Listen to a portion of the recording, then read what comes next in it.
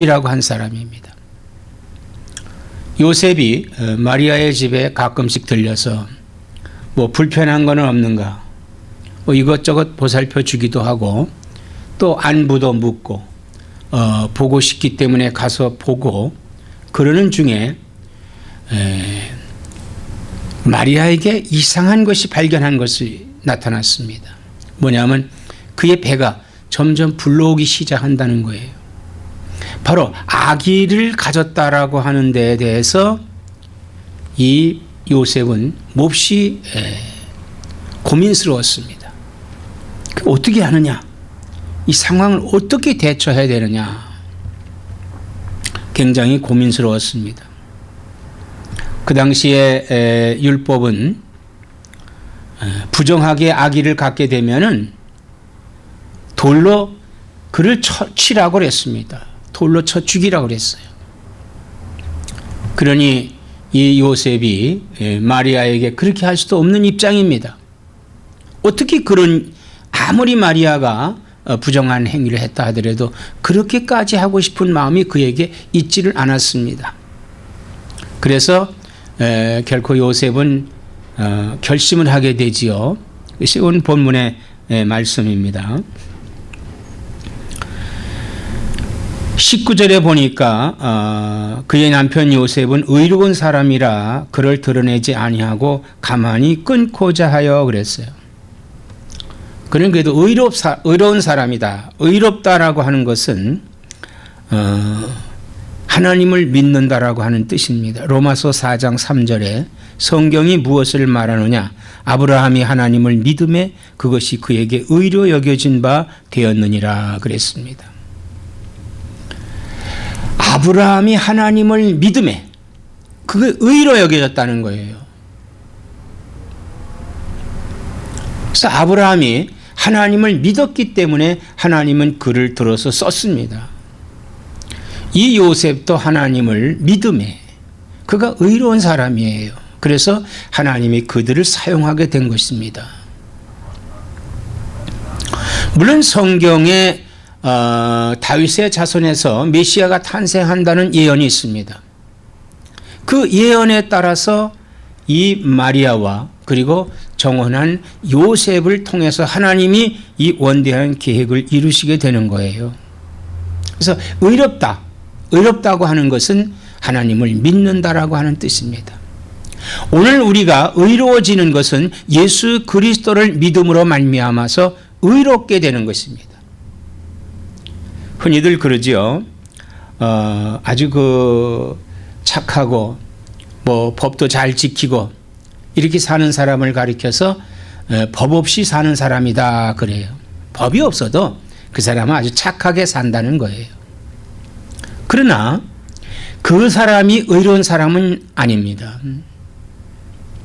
아무리 이 세상에서 의롭고 이 세상에서 착하고 이 세상에서 정말 법 없이도 산다 하더라도 그가 예수 믿지 않는다면은 의로운 사람이 될 수 없는 거예요. 구원받을 수 없다고 하는 겁니다. 전에는요, 죄를 짓고 또 허다한 나쁜 짓을 했지만은 예수 믿고 법을 지키고 착한 사람이 됐다면은 더할 나위 없이 그 사람이 의로운 사람이에요. 예수 믿는 사람은요, 하나님을 믿는 사람은 바로 의로워지는 겁니다. 바로 이 요셉은 의로운 사람이기 때문에 하나님을 믿는 사람이기 때문에 하나님이 그를 들어서 쓰셨던 것입니다. 그래서 그 결정을 했어요. 가만히 끊겠다. 그러니까 마리아하고 이별을 하겠다고 하는 것입니다. 지금으로 말하면 이혼한다고 하는 것이겠죠. 그래요. 저의 어떠한 사정이 있는지는 모르지만 가만히 끊어야 되겠다. 그런데 그 일을 생각하고 있을 때 20절에 이 일을 생각할 때 주의 사자가 현명하여 이르되 다윗의 자손 요셉아 내 아내 마리아 데려오기를 무서워하지 말라. 마리아 데려오기를 무서워하지 말라 그랬어요. 자, 데려온다고 하는 것은 뭐예요? 그를 아내로 맞이한다고 하는 것이지요. 아직 직장금을 내지 않아서 마리아를 집으로 데려오지는 안 하고 있지만은 그들은 부부입니다. 그들은 부부예요. 그러니까 그 데려오는 걸 무서워하지 말라. 무서워하지 말라. 그에게 잉태된 자는 성령으로 된 것이라. 그가 고민한 것이 아기를 잉태한 것 때문에 고민했잖아요. 그런데 그 마리아에게 잉태된 것은 성령으로 된 것이라. 성령은 뭡니까? 하나님이시잖아요. 하나님에 의해서 됐다는 것입니다. 하나님이 그에게 아기를 배게 하셨다는 거예요. 마리아에게도 성령으로 잉태를 된다고 했죠. 자기는 사내를 알지 못합니다. 그러나 성령으로 된다고 그랬어요. 대저 하나님의 말씀은 능치 못하심이 없느니라. 자, 요셉이 또 이 소리를 듣습니다. 성령으로 된 것이라 하면서 아들을 낳으리니 이름을 예수라 하라 그랬어요. 아들을 낳으리니 이름을 예수라 하라. 하나님께서 얼마나 구체적으로 이 땅에 메시아를 보내주십니까? 구체적인 거예요. 성경이 예언을 했어요. 메시아가 이 땅에 오신다는 것을 예언을 했습니다. 그런데 다윗의 자손에서 오신다고 했습니다.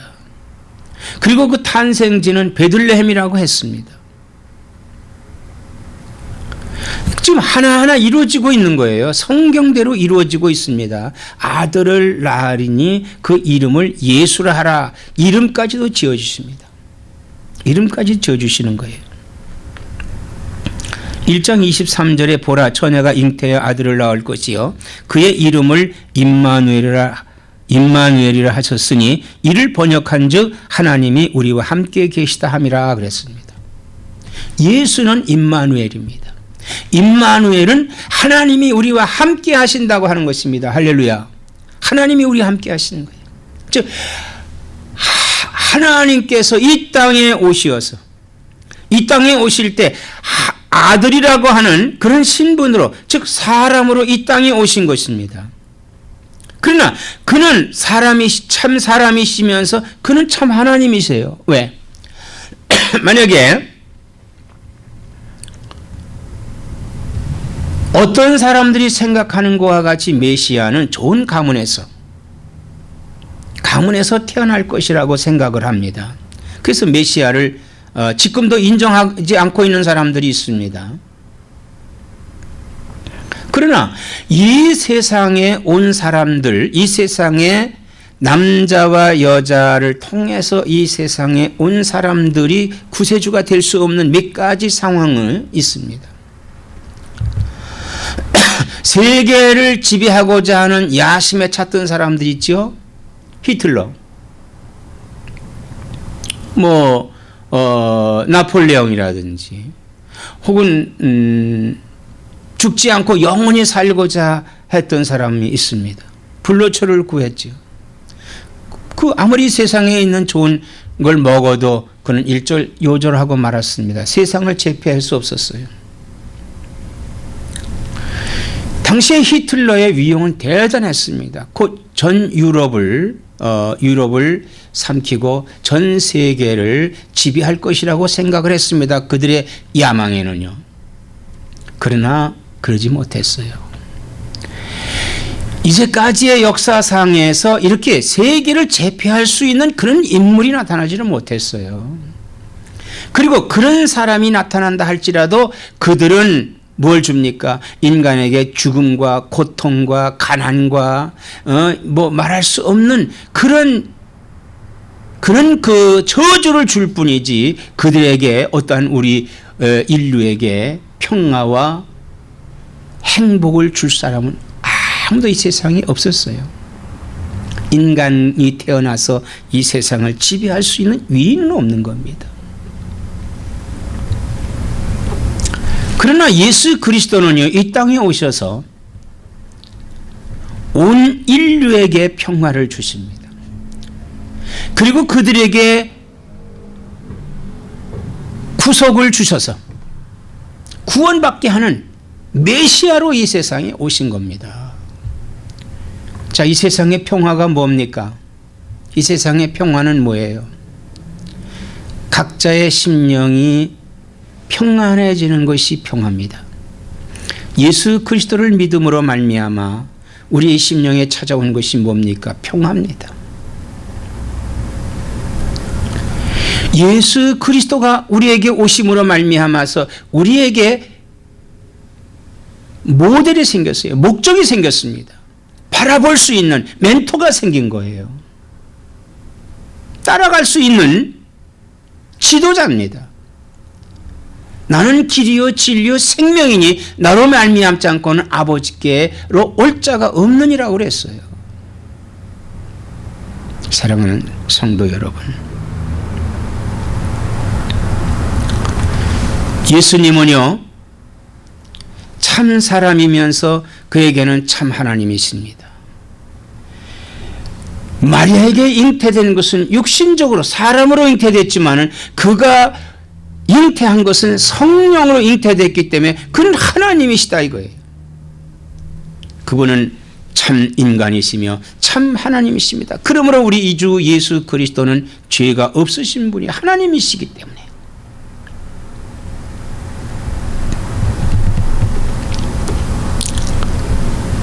이사야 7장 14절에 그러므로 주께서 친히 징조를 너에게 주실 것이라. 보라, 처녀가 잉태해 아들을 낳을 것이요 그의 이름을 임마누엘이라 하리라.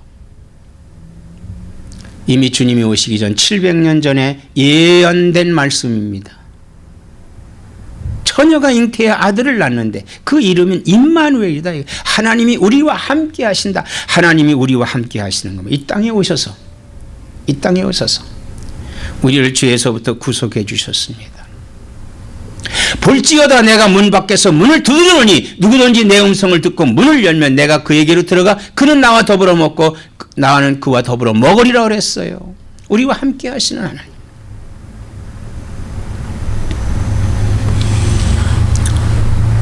이렇게 예수라고 이름을 지으라고 가브리엘 천사가 요셉에게 일러줍니다.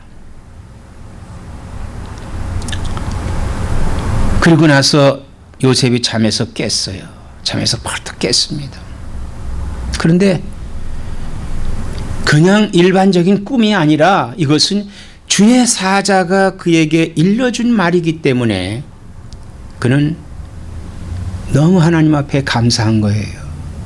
그래서 무릎을 꿇고 하나님 앞에 기도하고 마리아를 의심했던 자신을 용서해 주세요. 그리고 결심을 합니다. 사람이기 때문에 자기 생각대로의 생각을 가질 수가 있어요. 누구든지. 하나님의 계획을 생각하지 않았기 때문에 자신의 계획을 가질 수 있었던 것입니다. 그러나 하나님의 뜻을 알았기 때문에 요셉은 그 앞에 무릎을 꿇고 그대로 행하기로 결심을 합니다. 그리고 날이 밝아오자 그는 마리아의 집으로 갑니다. 그리고 둘은 서로 마주보면서 눈으로 대화합니다. 마리아는 요셉에게 성령으로 잉태했습니다. 요셉은 그분은 예수입니다. 자, 이제 우리 집으로 가십시다. 그리고 그 집으로 데려갔습니다. 이건 뭐예요? 바로 주의 사자의 분부대로 행했다는 것입니다. 데려오기를 무서워하지 말라. 바로 예수 그리스도께서 잉태되고 그분은 하나님의 아들이라고 하는 것에 대해서 조금 더 의심하지 않고 그대로 행했습니다. 우리는 하나님의 말씀대로 행하는 그러한 신앙을 가져야 되는 것입니다. 아담의 범죄로 말미암아서 온 인류가 범죄하게 됐습니다.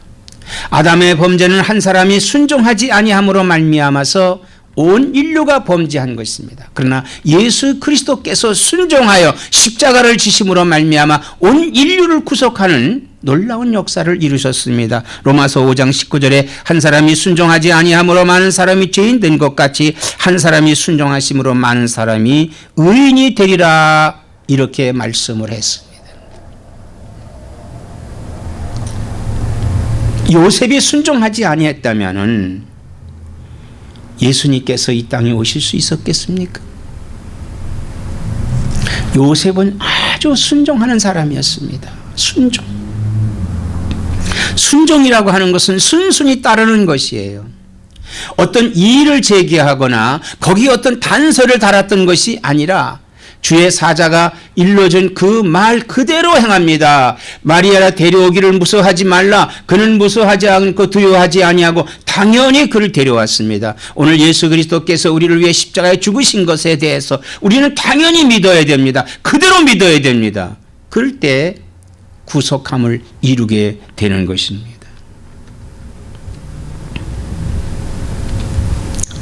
이 예수님 그리스도의 탄생에 요셉이 큰 역할을 하게 됩니다.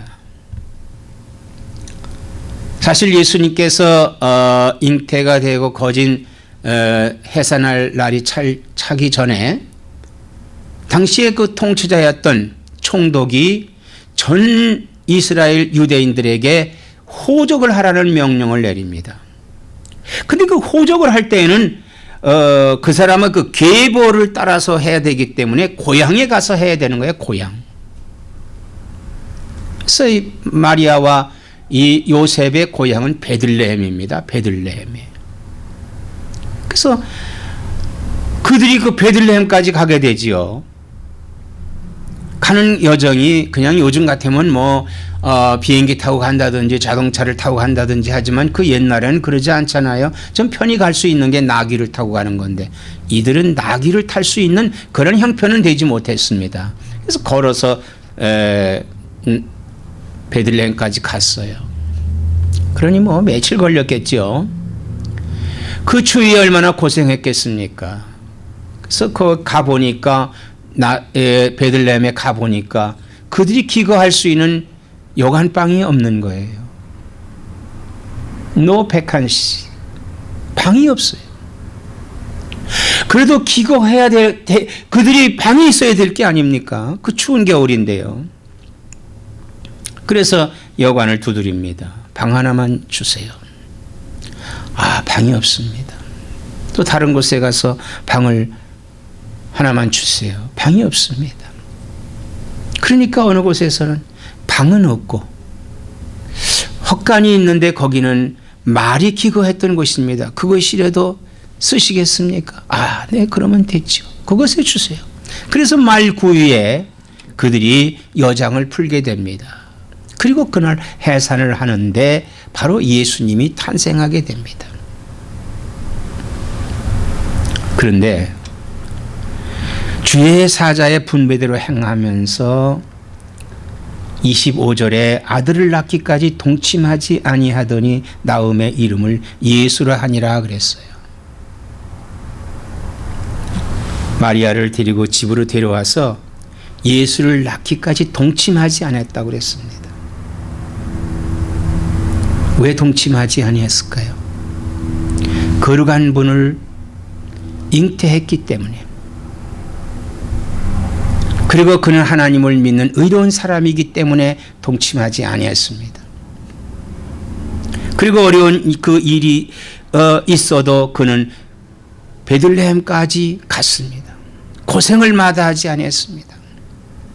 그리고 그곳에 가서 호적을 하게 되지요.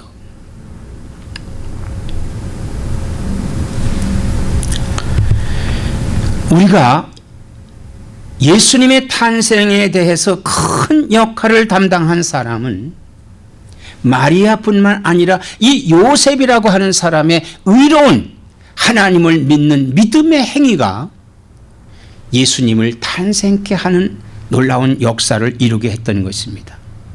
그가 믿음이 없는 사람이라면 예수님의 탄생은 이루어지지 못했을 것입니다. 믿음이 없으면 이 하나님의 위대한 구속사역은 이루어질 수 없는 거예요. 나에게도 이루어질 수 없고 이웃에도 이루어질 수 없는 것입니다. 그러므로 우리는 하나님을 믿는 믿음이 우리 안에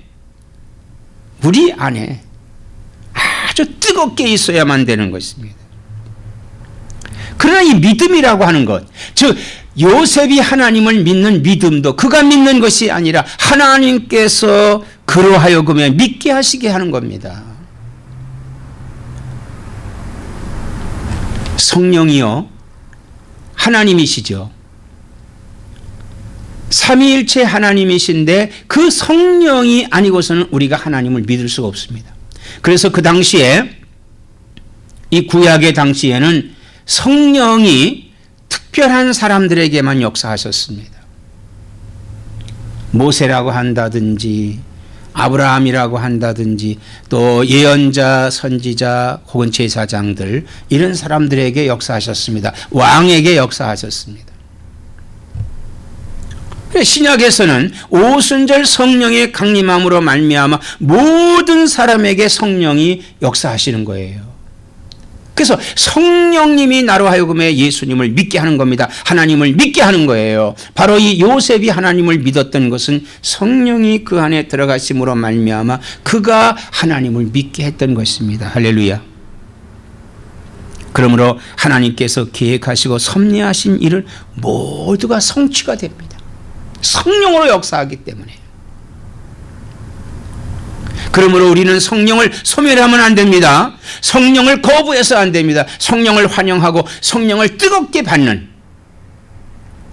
바로 나와 여러분 되시기를 주의 이름으로 축원합니다. 기도하시겠습니다.